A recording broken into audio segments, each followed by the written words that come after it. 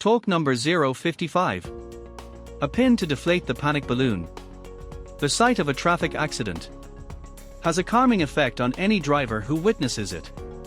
That same driver, who was speeding just 10 minutes earlier, now slows down, grips the wheel with both hands, and drives on with heightened awareness. There's a psychological reaction to almost every accident. It has both good and bad sides. Emotional reactions to accidents or violent incidents can include shock, disbelief, hysteria, and panic. Of all these, panic is the most dangerous. It's a sudden, irrational, and violent reaction. And panic can lead to disaster. Here's an example.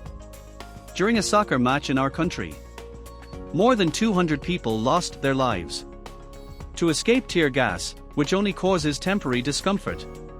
A terrified crowd rushed the exits. In the chaos, people were trampled to death, crushed under the weight of others, or suffocated in the stampede. Panic can strike anywhere people gather. At work, at play, while shopping, or at school. It lurks in factories and workshops, waiting for the critical moment to unleash disaster. Panic doesn't always look like people running in fear. Let's look at a possible case inside a plant. Imagine a facility that uses chemicals in its production process. It's early morning. The first shift is underway. Suddenly, an explosion occurs in a remote area of the foundry. The shockwave shakes the entire plant. Windows along one side shatter and fall to the ground. A harmless mist spreads through the building, making it harder to see. Then, silence. 10 full seconds of eerie, total silence. Then murmurs. Voices growing louder. People whispering, looking around. Someone coughs. Then someone shouts. Gas. Within 10 seconds, screams break out. And then, full-blown panic. In reality, no one was hurt. Only the windows were damaged. But fear of the unknown took over.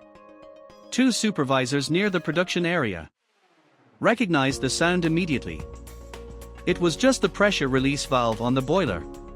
But instead of calming people, they do nothing. One of them even laughs. 2 hours later, the plant manager speaks to the press. He shakes his head, his face heavy with grief. 6 bodies lie by the loading dock. I don't understand how this happened, he says. There was no reason for panic. We've had blowouts like this before. They are loud, but they don't hurt anyone. A reporter asks, did the supervisors have a plan for this situation? Maybe, the manager replies.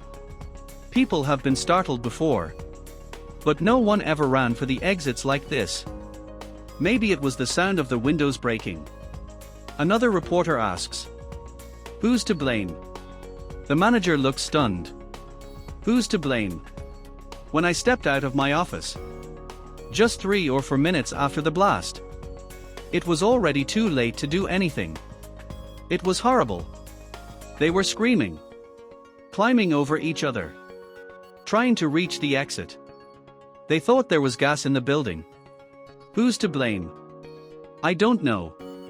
Maybe no one.